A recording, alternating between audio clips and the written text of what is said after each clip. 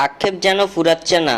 একের পর এক দুঃসংবাদ পেয়েই যাচ্ছেন নেইমার ভক্তরা। ঠিক কবে আবারও মাঠে ফিরবেন নেইমার তা নিয়ে এখনো কোনো সঠিক তথ্য পাওয়া যায়নি। এর মাঝে নেইমারকে নিয়ে এলো আরও একটি বিশাল দুঃসংবাদ। গত বছর জাতীয় দলের হয়ে খেলতে গিয়ে গুরুতর ইনজুরিতে পড়েন ব্রাজিলিয়ান সুপারস্টার নেইমার জুনিয়র। এরপর থেকেই হাসপাতালের বেডে অর্ধেক সময় পার করে দিয়েছেন এই ব্রাজিলিয়ান। সৌদি প্রো লিগে আল হিলালের হয়ে মাত্র 5 ম্যাচে মাঠে নামতে পেরেছেন এই তারকা। এরপর থেকে ইনজুরিতে পড়ে মাঠের বাইরে অবস্থান করছেন নেইমার। এই ইনজুরির কারণে চলতি বছর অনুষ্ঠিত হতে যাওয়া কোপা আমেরিকা থেকেও ছিটকে গেছেন ব্রাজিলিয়ান সুপারস্টার। বর্তমানে রিহাব নিয়ে ব্যস্ত সময় কাটাচ্ছেন এই তারকা। এরই মধ্যে এবার তার দল আল হিলালের কোচ দিল বড় এক দুঃসংবাদ। সৌদি প্রো লিগের দল আল হিলালের কোচ হোর্হে জেসুস নেইমারকে নিয়ে যে খবর দিয়েছেন তাতে হতাশই হবেন ভক্তরা। নেইমারের মাঠে ফেরা নিয়ে সাংবাদিকদের মুখোমুখি হয়ে জেসুস বলে, আমি যতদূর জানি নেইমারকে সেরে ওঠার জন্য যে সময় দেয়া হয়েছে এবং এ ধরনের চোট থেকে পুরোপুরি সেরে উঠতে যে সময় লাগে সেটা কমপক্ষে 10 থেকে 11 মাস।